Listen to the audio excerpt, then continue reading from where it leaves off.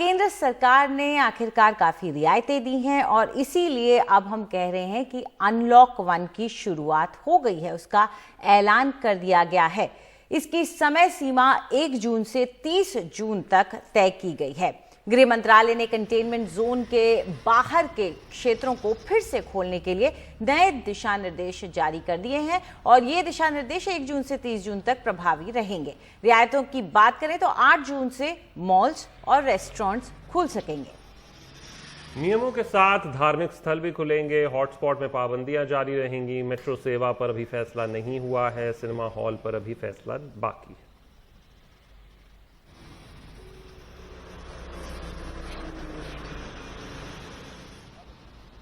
पांचवा लॉकडाउन में काफ़ी छूट दे दी गई है। इकोनॉमी और बिजनेस को सारे तरीके से खोल दिया गया है इन 3 फेजेस। बहुत ज़रूरी है, ये वल्नरेबल फेज़ है, बीमारी अभी गया नहीं है, तो हम सबको सारे प्रिकॉशंस जो MHA ने ले डाउन किए हैं उनका पालन करना बहुत बहुत ज़रूरी है। शॉप्स खुलेंगी, दुकानें खुलेंगी, मॉल खुलेंगे, एकदम लोग नहीं आएंगे, बट जब खुल जाएंगी लोगों के दिल से डर निकल जाएगा, लोग वापस आएंगे और कंजम्पशन फिर से शुरू होगा।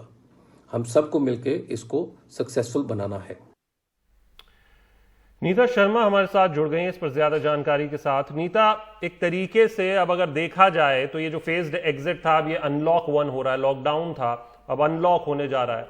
करीब करीब सभी चीजें सामान्य की ओर बढ़ती दिखाई दे रही हैं। अगर फिलहाल कुछ एक मॉल्स की अगर हम बात कर दें, जिम्स की बात कर दें, वो छूटा है। क्या इसमें कोई और बात भी है? क्या अब ये मान लिया गया है कि इसके साथ ही हमें जीना है, तो अब हमें लॉकडाउन की जरूरत नहीं है? इसमें 3-4 बड़ी बातें हैं। सबसे बड़ी बात है कि केंद्र सरकार ने इस बात का निर्णय लिया है कि जो अनलॉक 1.0 है उसे भी नेशनल डिजास्टर मैनेजमेंट एक्ट के तहत ही वो लागू करेंगे। ये इसलिए बड़ी बात है क्योंकि वो एक्सपेरिमेंट अभी चल रहा है 1 जून से 30 जून तक एनडीएमए के तहत। अगर कुछ गड़बड़ होती है, नंबर्स ज्यादा एस्केलेट करते हैं प्रोजेक्शंस के तहत, तो वापस रिस्ट्रिक्शंस जो वो है इम्पोज की जा सकती हैं, क्योंकि कानून जो स्टेट के अधिकार है वो भी सेंटर के पास ही है। ये एक बड़ी बात है। फेज्ड मैनर में ये अनलॉक की जो प्रक्रिया है वो शुरू की गई है।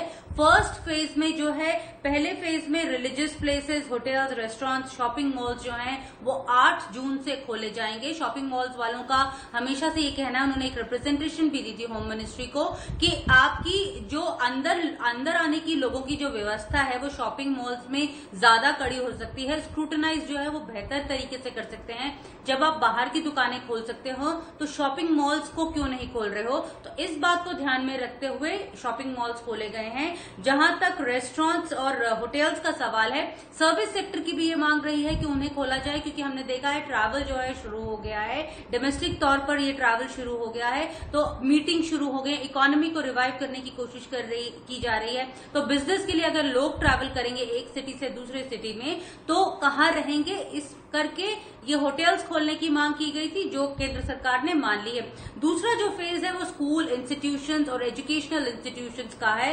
वो केंद्र सरकार का कहना है कि 20 जुलाई 2020 को इसके ऊपर निर्णय लिया जाएगा कि एजुकेशनल स्टूडेंट्स को एजुकेशन इंस्टीट्यूशंस को किस तरह फेज्ड मैनर में खोलना है। उसके लिए भी एक निर्धारित एसओपी जो है वो ministry of health and family welfare जो है वो तय करेगी। तीसरा फेज जो है उसमें जो है इंटरनेशनल फ्लाइट्स का जिक्र आया है, और साथ में मेट्रो रेल सर्विसेज का जिक्र आया है, और साथ में cinema hall, gymnasium, swimming pools का जिक्र आया है।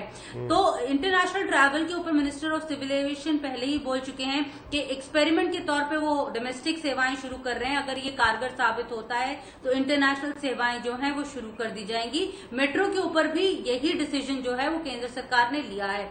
बड़ी बात यहाँ पर यह है कि सभी चीजें खुलेंगी, सिर्फ कंटेनमेंट जोन्स पे नहीं खुलेंगी, जिसमें 13 शहर आते हैं जो 85% ऑफ केस लोड जो है पूरे भारत का लेते हैं। तो इन कंटेनमेंट जोन्स में स्ट्रिक्टनेस जो है वो और ज्यादा बढ़ा दी जाएगी, सर्वेलेंस जो है वो और ज्यादा बढ़ा दी जाएगी। कंटेनमेंट जो है बहुत छोटे दायरे में हो गया है, गली मोहल्लों को भी कंटेनमेंट जोन जो है इख्तियार किया गया है। दिल्ली में 123 फिलहाल कंटेनमेंट जोन्स हैं। शशांक जी, इसे पूरी जानकारी के लिए शुक्रिया। तो जितना अहम ये था कि लॉकडाउन किया जाए और कैसे किया जाए, उतना ही अहम इस अनलॉक 1 को भी या अनलॉक 1 के बाद आने वाले फेज पर ध्यान देना है।